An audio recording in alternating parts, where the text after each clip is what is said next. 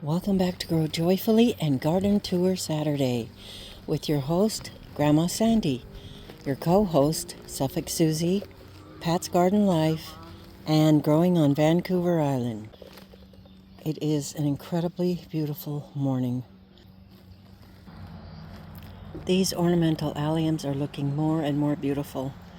The hostas are getting nice and thick and healthy. Here's a beautiful wild rose. And I really wanted to show you this. Oh my goodness. Wow. These look different than they did the other day. There's a neighbor across the street who has some of the most beautiful, huge peonies that I've ever seen. And you know what? I think we got some. I am so excited. What gorgeous, gorgeous flowers. Wow.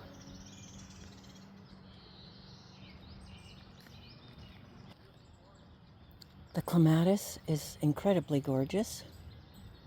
Everything's just coming into life. It's so beautiful. Here's a pink salvia that's starting to bloom. And next to it is yarrow. It really needs to be tied up because it's quite floppy. And here's our lovely lady. Over there, there's some foxglove. And they are going to bloom very soon. My younger daughter planted this, and I don't know its name or the one next to it, so I will have to ask her and put it up on the screen. It gets a little bit floppy when it gets older. It's a very beautiful plant. This was supposed to be a knot garden. I didn't make it big enough so that I could continue to plant inside of it once it grows up like this, but we just decided to put the bird bath in there and call it good. This rose is going to start blooming, and it seems a little early, but I'll take it. That's wonderful. And these peony are just about ready to explode, and I'm so excited. Here's one that's even closer to opening up. What a gorgeous, delicious morning. I just wish it could stay like this all the time. I know it's not practical, but I just wish. Blackberry blossoms. And here's some more. Here is another Weigela, but it opens up quite a bit later than the pink one, and the flowers are much darker. This pretty lamium is starting to bloom too. It's still very cool outside, which I'm not complaining. I like it. I'd rather put on a jacket than roast. And it's partly cloudy, a little bit windy. I know I'll be able to get a lot done today with this great temperature. So I'm going to do some potting up here in the greenhouse for a little while. Then I'd like to get out there and tie up my peas. The temperature outside is 57 degrees and it's 9 o'clock. It's time to weed eat this poor garden again, which is a constant state of affairs. The cabbage that I put in this container is doing a lot better. It looks healthier, it's starting to take root, and I think it's going to do okay. If you hear noise out in the background, my husband and my son are sinking T-posts so that I can plant some more tomatoes out there in the pasture garden. We have some alyssum here, and it lived through the winter, believe it or not, and now it's bloomed, and I love it. I have something to show you which may not be exciting to you, but is incredibly exciting to me. I struggle growing these strawberries. Struggle. These are the healthiest ones that I have right here, and the rest of them struggle. So I give you, look at this. Oh my goodness, there's more than I thought. Now the only problem I'm going to have, oh wow, a strawberry. The problem I have with these in this container are slugs. They love to crawl up here and eat them. And I'm going to fight them for my beautiful strawberries. So this is a very happy, successful thing. I'm also part of a collab from Janita's BF Well Wishes Gardening. Let's share our plant success and disaster stories. Well, today, this is definitely my success story. If you see over here, there's another one. Right there. I think I'm going to take them in a little sooner than I normally would because I don't want to lose them to the slugs. So, this is very happy and a very good thing, and definitely my success story for the week. Anyone can join these two collabs. You just have to put a hashtag gardentoursaturday or hashtag let's share our plant success and disaster stories. Both of these collabs are a lot of fun, and there's some really good people on it, and I enjoyed their channels a lot, so I encourage you to join the collaboration. I wanted to show you another little surprise. There's a tomato growing in this pocket of the green stalk planter. So I'm not going to pull it out. I have no idea which one it is. A couple years ago I tried to grow a very tiny miniature tomato called Top Hat, and so that's what this could possibly be, or it could be one of those huge beefsteak indeterminate vining tomatoes, and then I would have to just pull it out and there's just not enough room in here for it to grow successfully. So that's going to be a mystery and maybe a success. Let's hope. I'm going to have to get used to bringing containers out here with me each time I come to the garden, because believe it or not, we're starting to get a few things that we can harvest, such as the herbs and now the strawberries. I know we seem to be much farther behind than most of you, but this is what happens in growing zone 6A. So even if it's a little early, it's coming out. And I have to pick this one. I can't leave it for the slugs. This is my success story of the week. These three are not done, so I'm going to leave them there. I think I need to put some mulch underneath them, but will that attract more snails? If you know anything about it, please let me know down in the comments. And also let me know what you mulch your strawberries with, what you can have your strawberries growing on so that they're protected more.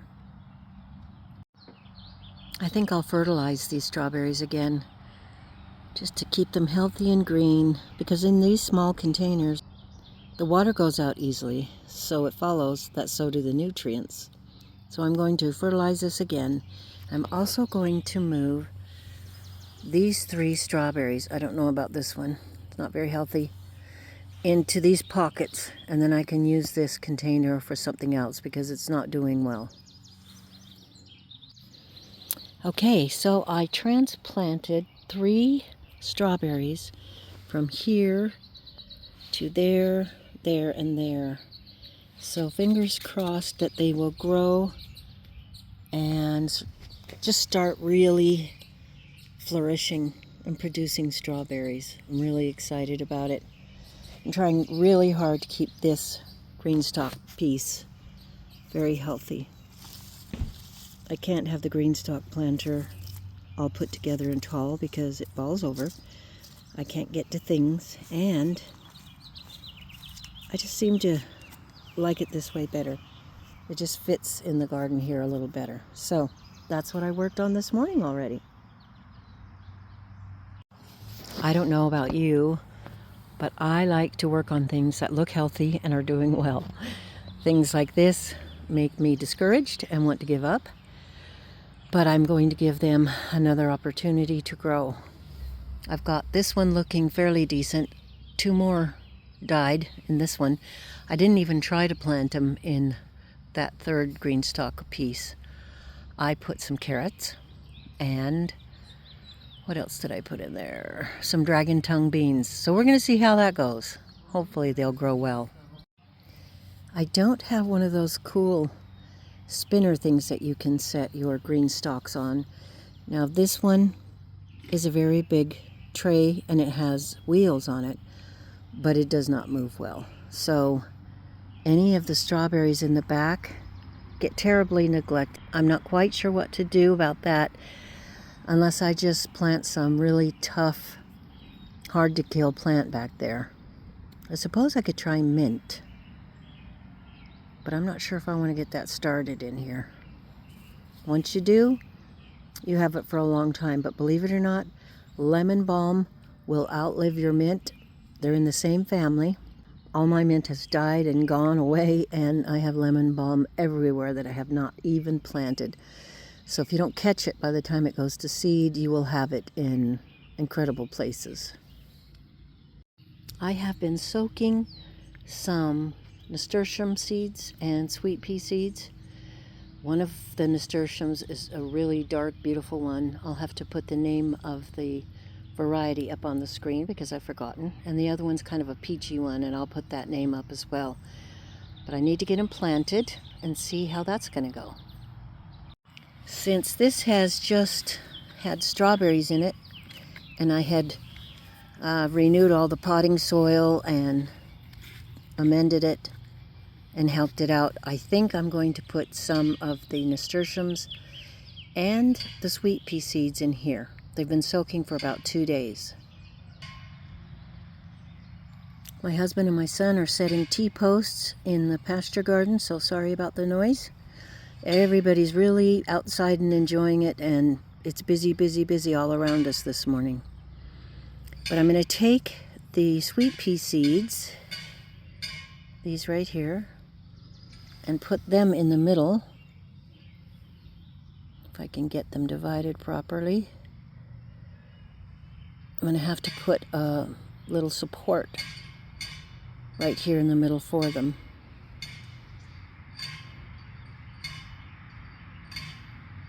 There we go. And then I'll take the nasturtium seeds, and I hope it's that these are the dark ones, these are the light ones, I guess we'll find out, and plant them sporadically around the container. So let's see, maybe I'll get one more, push them down.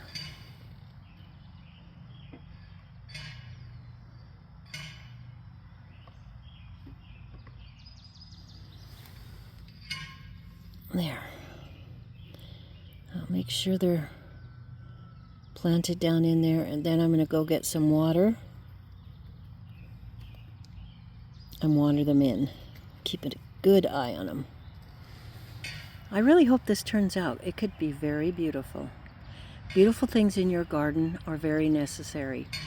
It gives you the motivation to keep working hard, even through the difficult things that you go through, like all my strawberries dying here.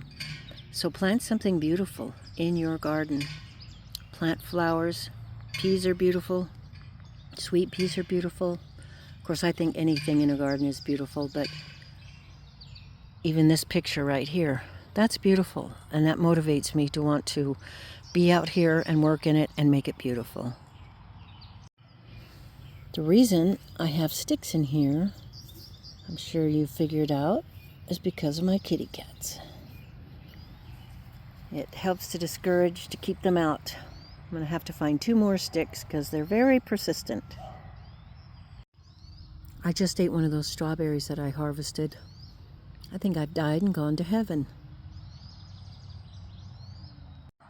Look at this beautiful day.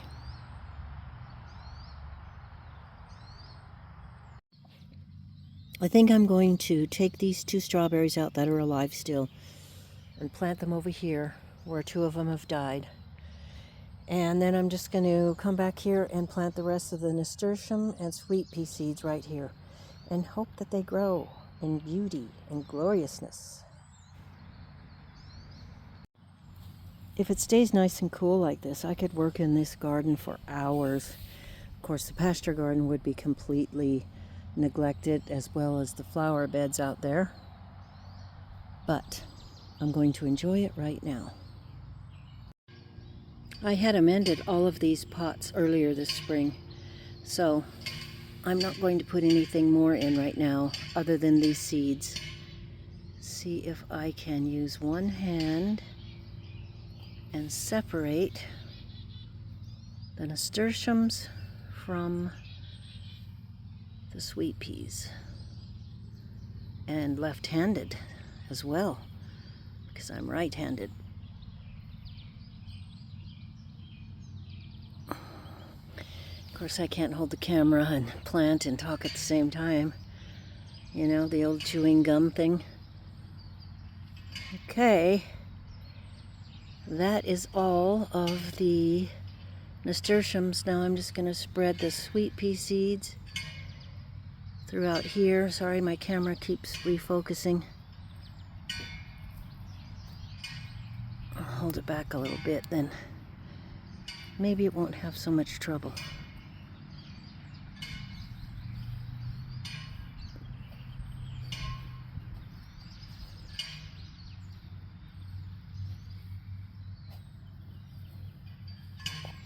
All right, I better go get some more bamboo stakes to protect that one. For whatever reason, they haven't bothered this one, knock on wood. In this one, I've put nasturtiums, and I know it's a strange combination, but I've put a bush bean. It's a very strange name. This is what it is. Semi-horto. And I think the horto stands for horticulture. I will put the name and the picture of the bean up on the screen.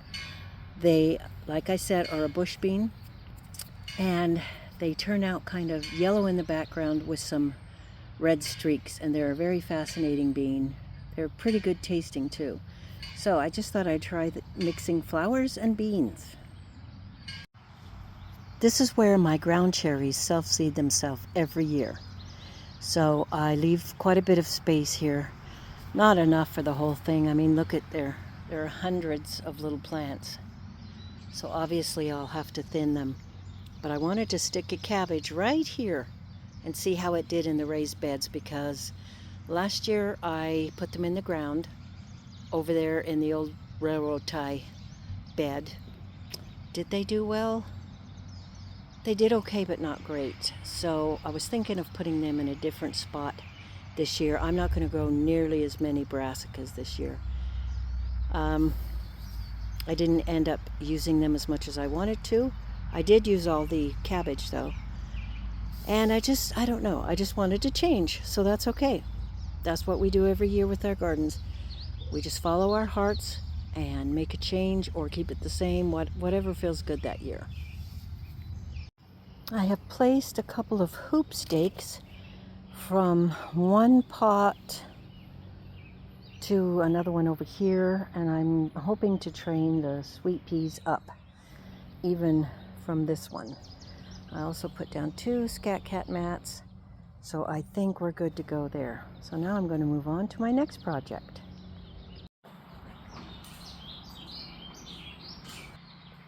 Take a look at this beauty. It is the pokiest rose you've ever seen, but I've never smelled any rose that smelled better than this. It has one little branch here that's hanging down, and I am going to tie it out right now. Okay, I have it all tied up. These are the times that I wish I had smell-o-vision, so you could smell the intoxicating aroma and scent of it. It's hard to describe. It's so beautiful. You take moments like this and thank your Creator and just breathe in and drink in the beauty of the season. This is why I don't like winter, folks. I know you get it. I'm going to give these 2 peonies, and whatever I have left over I can add to the other plants, but I'm going to give them some dairy compost and my concoction of blood meal, bone meal, and organic all-purpose fertilizer. I think that might give it even more of a boost to make these blooms just incredible. This Rose of Sharon is not doing that well, so maybe the fertilizer will help it too.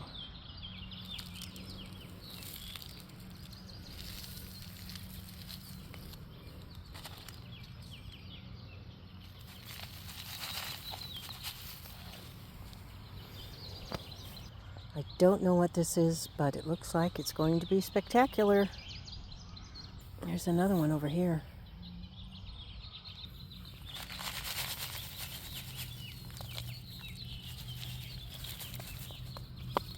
I have transplanted the sweet peas that I grew in the greenhouse into this pot. Now they've been setting out under the tree in the shade, hardening off for over a week, but now they're out in the sun, so I'm going to keep a close eye on them, and if they start looking wilty, I'll move them back to the shade and let them have only a little bit of sunlight today and then more tomorrow, etc. So this is another project done. I didn't think I'd get it done today, but I did. I got a few peas tied up over there yesterday, but I'm going to attempt to tie the rest of these up. So it's getting warmer out here, believe it or not, which is good for the plants, bad for me, but I'm going to get to this project. I tried to tie them individually, but they are very fragile, the stems, and I think I broke a couple, and that's not good. So in some parts I just got a big piece of jute and just kind of tied it all back together. So I'm not sure which method will be better, but I tried both of them, and then I guess we'll see what the outcome is. I'm making some chicken fritters and roasted potatoes for lunch. My wonderful son weed-eated this garden for me. It is such a blessing to have help like that. It motivates me a lot when you see clean lines and nice weed-eated paths. It makes you want to get out here and work more. I am going to harvest some lemon balm right now, and I'm really going to have a lot of quackgrass to take out, but it's in a beautiful, perfect state right now, and it smells so good. But when you dry it, to me, it doesn't smell anything like it or taste anything like it. So if you have any tips or tricks, please let me know. Maybe I could flash freeze some of the leaves and then pop it in a cup of hot water. I don't know. Give me an idea. Well, I've got the lemon balm and the plantain washed and drying on the towels. Well, I am setting in the pavilion, and it's about 1:15 in the afternoon, starting to get a lot warmer. It's in the 70s. I know that doesn't seem very warm for a lot of you, but we've been used to temperatures in the low 50s lately. So yeah, this is getting a little bit warmer and kind of hard to adapt to real quick. But I'm sitting here resting, getting kind of tired. My son, like I said, has weed-eated this garden. I was able to get the peas tied up there, and I worked on the strawberries over there. If you're wondering what this is, it's a fire ring so that we can burn little bits of garden refuse and not have to walk clear over to the pasture garden to burn it. So we don't let it get very high at all, and then we just burn it, and we can use the ash for the garden. So I finished the lemon balm and the plantain, and now I'm going to put the water on this garden and then go in and do some potting up. So when I get tired, I go to the greenhouse, put on the fan, put on Totoro, and just sit and relax and rest, and well, kind of rest while I'm potting up plants and trying to get my energy back. So this has been a really fun garden tour Saturday. It's been a lovely, lovely day. I feel like I've got quite a bit done. The breeze is really nice. Oh my goodness, I just saw a hummingbird go by for the first time. Okay, well, that's something else on my to-do list. I've got to go get my hummingbird feeders. I have to get the nectar made up. I do believe it is 1/4 cup of sugar to 1 cup of water, but you might want to recheck that to make sure. I don't believe they need it all that sweet, and they certainly don't need any red food color in it. So please be aware of that and take good care of your hummingbirds. I'm so excited that they're back and that this is such a lovely day. I hope you guys are having a lovely day and you got a lot done on this garden tour Saturday. So take care of yourself, and we will see you on the next video. Thanks for stopping by.